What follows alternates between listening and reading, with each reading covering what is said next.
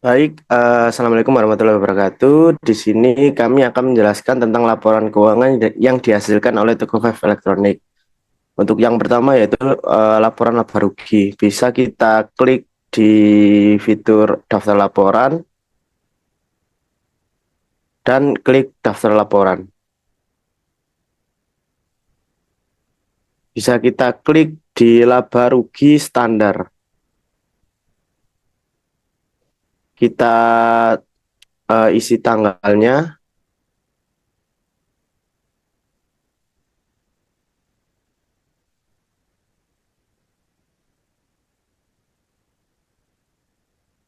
Baik, jika sudah bisa kita klik tampilkan. Baik, di sini sudah tertera laba rugi yang dihasilkan oleh toko Five Elektronik. Untuk yang pertama yaitu penjualan. Penjualan yang dihasilkan yaitu sebesar Rp88.970.000 dengan diskon penjualan sebesar Rp664.600 dan didapatkan jumlah pendapatan sebesar Rp88.325.400. Untuk jumlah beban pokok penjualan sebesar Rp40.295.000 yang menghasilkan laba kotor dari pengurangan dari jumlah pendapatan dikurangi oleh jumlah beban pokok penjualan dihasilkan sebesar Rp48.030.400. Untuk beban operasional yaitu sebesar Rp30.969.445 sehingga didapatkan pendapatan operasional dari laba kotor dikurangi oleh jumlah beban operasional menghasilkan Rp17.060.955.000. Untuk pendapatan non operasional yaitu pendapatan lain-lain sebesar Rp1.530.000 dan rugi laba penghentian aset tetap sebesar Rp9.731.250. Dihasilkan jumlah pendapatan dan beban non operasional sebesar Rp11.261.250. Sehingga laba bersih dari toko vape elektronik dihasilkan dari pendapatan operasional dikurangi oleh jumlah pendapatan dan beban non operasional menghasilkan Rp28.322.205. Selanjutnya akan dilanjutkan oleh rekan saya. Ini saya akan menjelaskan laporan posisi keuangan atau neraca pada toko Five Elektronik. Yang pertama, kita bisa buka di menu daftar laporan, klik fitur daftar laporan. Nah, di bagian tab keuangan, kita bisa pilih neraca indeks kontrol. Kita klik. Nah, kita isi per tanggal, yaitu per tanggal 31 Maret 2024. Kita klik tampilkan untuk menampilkan neracanya. Nah, ini ada tampilan dari neraca indeks kontrol yang di sisi sebelah kiri ada aset dari toko Five Elektronik yang terdiri dari aset lancar. Di sini ada kas Tarakas yang berisi kas IDR, Bank Mandiri IDR, dan Bank BCA IDR dengan jumlah kas dan setara kasnya yaitu Rp22.818.499. Kemudian ada piutang usaha dengan total Rp24.563.900.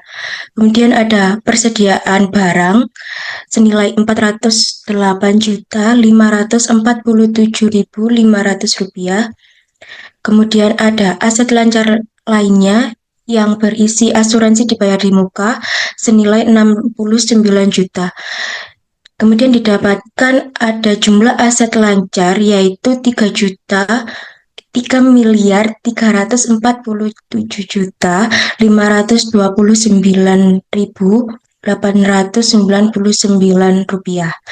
Kemudian ini ada aset tidak lancar terdiri dari tanah, gedung, kendaraan, dan peralatan dengan nilai 3.369.102.000 rupiah. Kemudian ada akumulasi penyusutan dari aset tidak lancarnya yang terdiri dari akumulasi penyusutan gedung senilai 196.751.625 rupiah.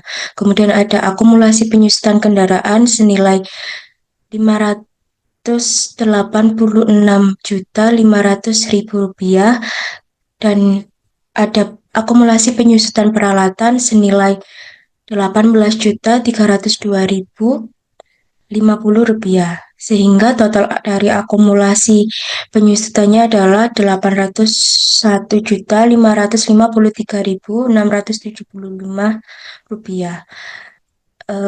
Kemudian tidak ada jumlah aset tidak lancar itu didapatkan dari jumlah nilai historis ini dikurangi dengan total akumulasi penyusutannya yaitu 2.567.548.325 rupiah, sehingga total dari asetnya yang dimiliki toko Five Elektronik adalah 5.915.788.224 rupiah. Kemudian di sisi sebelah kanan ada liabilitas dan ekuitas yang dimiliki oleh toko Five Elektronik. Untuk liabilitasnya itu terdiri dari liabilitas jangka pendek yang berisi hutang usaha IDR senilai 18.290.650 rupiah. Kemudian untuk kewajiban jangka pendek lainnya itu ada hutang barang belum tertagih senilai 540.000, kemudian ada hutang biaya senilai 2 juta dan PPN kurang bayar senilai 7.071.119 rupiah. Jadi total kewajiban jangka pendeknya adalah 27.901.769. Dan di bagian utang jangka panjangnya ada hutang bank senilai 210 juta. Di bagian ekuitasnya ada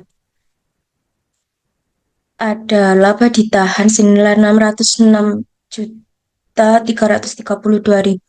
kemudian ada modal pribadi senilai 5.542.522.250 rupiah.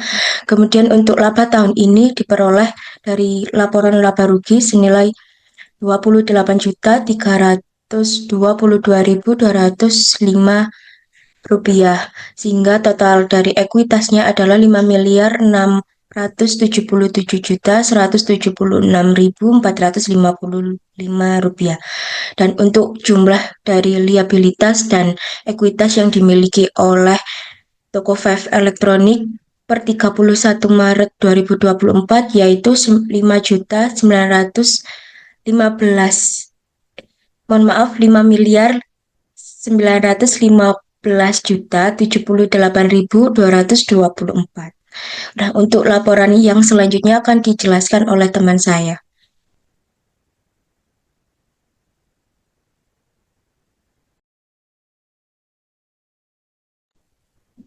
Baik, di sini saya akan menjelaskan laporan selanjutnya yaitu laporan arus kas. Sebelum kita melihat hasil dari laporan arus kas, saya akan menjelaskan dulu secara singkat apa itu laporan arus kas. Laporan arus kas adalah laporan yang dihasilkan oleh toko Five Elektronik pada suatu periode akuntansi yang menyajikan arus kas masuk atau keluar dari toko Five Elektronik sendiri. Tujuan dari pembuatan laporan arus kas ini yaitu untuk mengetahui arus kas masuk dan keluar dari toko Five Elektronik pada periode tertentu.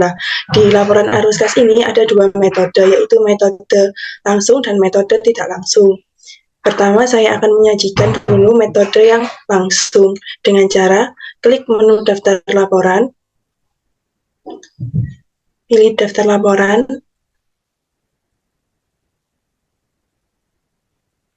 pilih di arus kas langsung.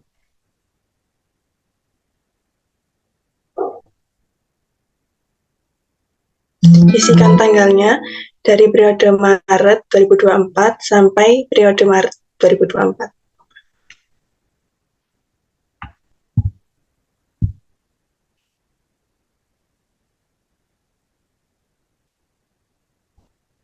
Nah, di laporan arus kas langsung ini hanya menyajikan mencantumkan jumlah penerimaan dan pembayaran dalam periode bulan Maret 2024.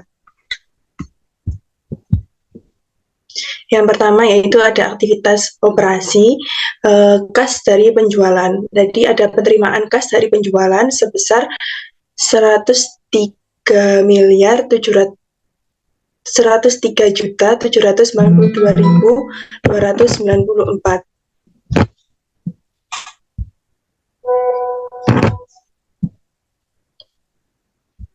Kemudian kas yang didapatkan dari pendapatan lain-lain sebesar 800.000. Kemudian kas untuk pembelian berarti kita mengeluarkan uang untuk pembelian sehingga mengurangi sebesar 42.395.525 rupiah. Kemudian beban operasionalnya yaitu beban gaji dan komisi penjualan berarti kita mengeluarkan uang untuk membayar beban gaji dan komisi penjualannya sebesar 3.500.000 dan 2.8.270 rupiah. Untuk beban penyusutan peralatannya sebesar 170.833 rupiah. Kemudian untuk beban pemasarannya yaitu 1.250.000, beban reparasi dan pemeliharaannya 750.000. Sedangkan untuk rugi laba penghentian aset tetap yaitu 9.731.250 rupiah. Sehingga laba rugi operasi sebelum berubah dari aset dan liabilitasnya yaitu sebesar 64.279.915 rupiah. Untuk akumulasi penyusutan peralatannya yaitu 4.185.416. Untuk hutang biayanya sebesar 24.800.000. Sehingga total kas bersih yang dipakai untuk aktivitas operasi sebesar 35.293.499 rupiah. Selanjutnya yaitu aktivitas investasi. Ada peralatan sebesar 5.125.000 rupiah. Sehingga total kas bersih yang dihasilkan oleh aktivitas investasi yaitu sebesar 5.125.000 rupiah. Untuk aktivitas pendanaannya tidak ada, sehingga menghasilkan kas dan setara kas sehingga menghasilkan total kas bersih yang dihasilkan pada periode Maret 2024 yaitu 40.418.499 rupiah. Kas dan setara kas di awal periode yaitu 2.805.000.000. Untuk kas dan setara kas di akhir periodenya yaitu 2.840.499 rupiah. Selanjutnya yaitu saya akan menampilkan arus kas dengan metode tidak langsung.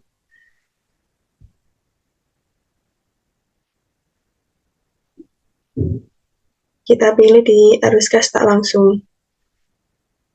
Kita isikan tanggalnya sama.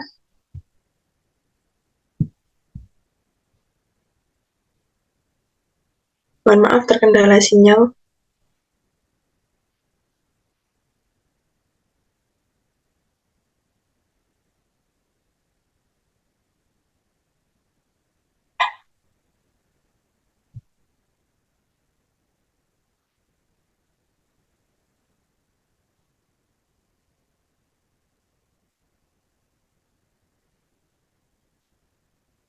Di daftar laporan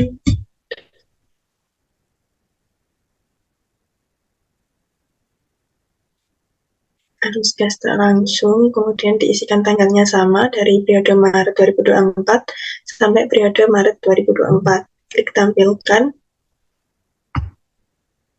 Nah, di laporan arus gas tak langsung ini, umumnya pengerjaannya itu dimulai dari laba bersih. Selanjutnya, laba bersih ini akan disesuaikan dengan perubahan yang ada dalam akun aset dan kewajiban pada laporan neraca. Nah, biasanya jika kita menggunakan arus gas tak langsung ini, kita membandingkan di neraca periode lalu dengan neraca di periode sekarang. Nah, pertama yaitu ada aktivitas operasi dengan laba atau rugi sebesar Rp28.322.205, tambahan dari akumulasi penyusutan sebesar Rp11.584.925, tambahan dari utang usaha yaitu Rp5.016.350. Kemudian tambahan liabilitas jangka pendeknya yaitu Rp15.188.881, berkurangnya piutang usaha sebesar Rp5.021.100, kurangnya persediaan sebesar Rp18.177.500, kurangnya aset lancar lainnya yaitu Rp3 juta. Lah, kalau di aktivitas operasi ini, jika aset bertambah maka akan mengurangi kas karena kita membeli aset, mengeluarkan uang. Jika asetnya berkurang maka akan menambah kas. Jadi total aktivitas operasinya sebesar Rp45.900.499. Selanjutnya yaitu di aktivitas investasi. Kurangnya aset tetap sebesar Rp5.482.000, sehingga total investasinya yaitu Rp5.482.000. Kemudian selanjutnya yaitu di aktivitas pendanaan. Di aktivitas pendanaan ini tidak ada yang menyebabkan arus kas masuk atau keluar, sehingga total dari arus kas bersih yang digunakan di periode Maret 2024 sebesar Rp40.418.499. Kas dan setara kas di awal periodenya yaitu sebesar Rp2.805.000.000. Kemudian kas dan setara kas di akhir periodenya yaitu Rp2.845.489.499. Nah, tadi kan di arus kas langsung dan tidak langsung, nominal di akhir periodenya tetap sama. Jadi tidak ada yang membedakan, cuma cara pengerjaannya yang berbeda. Untuk laporan selanjutnya akan dijelaskan oleh teman saya.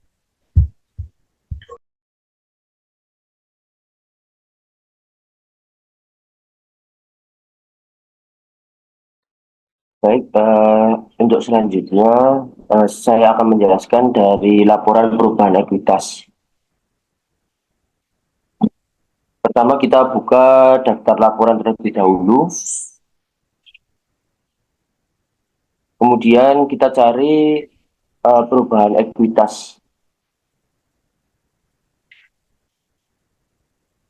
Nah, itu ada perubahan ekuitas pemilik, kita tekan, kita klik. Kemudian kita masukkan tanggal dari 1 Maret 2024 hingga akhir bulan, berarti 31 Maret 2024. Kemudian kita klik tampilkan. Setelah itu akan muncul dari perubahan ekuitas pemilik dari Toko5 Elektronik. Yang pertama itu ada ekuitas pemilik awal periode. Itu sebesar Rp5.648.854.250. Kemudian ada penambahan ekuitas pemilik, itu yang pertama itu pendapatan bersih, itu sebesar Rp28.322.205. Untuk investasi kurun periode dan penarikan itu tidak ada, berarti jumlahnya 0. Kemudian itu total penambahan ekuitas pemilik sebesar Rp28.322.205. Kemudian setelah itu setelah kita mendapatkan total penambahan ekuitas pemilik, itu kita jumlahkan dengan ekuitas pemilik awal periode, berarti sehingga totalnya 5.677.176.455. Itu merupakan ekuitas pemilik akhir periode. Baik, kemudian untuk laporan selanjutnya akan dijelaskan oleh rekan saya.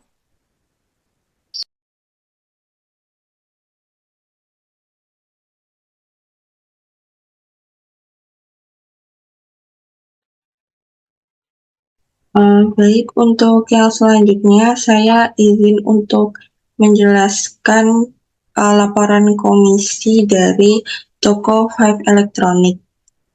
Baik, langsung saja. Yang pertama kita klik menu laporan, kemudian kita klik fitur daftar laporan.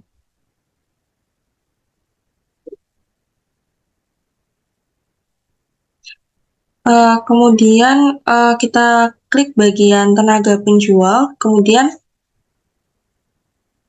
kita pilih bagian ringkasan komisi dihitung per periode.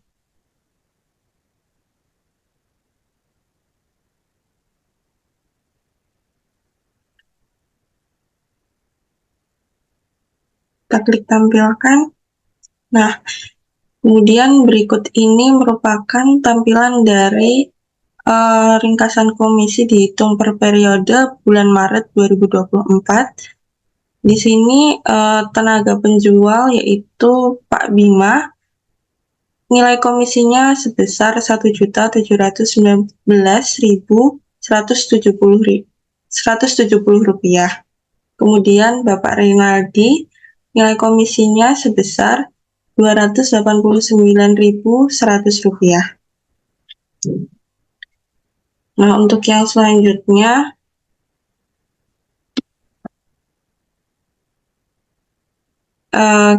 kita akan melihat laporan PPN lebih atau kurang bayar. Kita klik bagian pajak.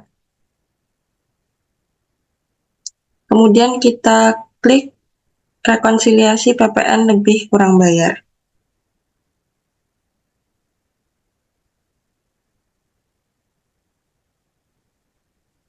Kita isikan tanggalnya dari tanggal 1 Maret 2024 sampai dengan 31 Maret 2024. Klik tampilkan.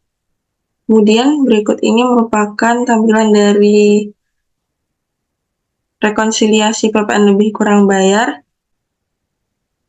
Di sini diketahui bahwa total dari PPN keluaran dari toko Five Electronic itu sebesar Rp9.715.794. Kemudian untuk total dari PPN masukannya itu adalah sebesar Rp2.644.675.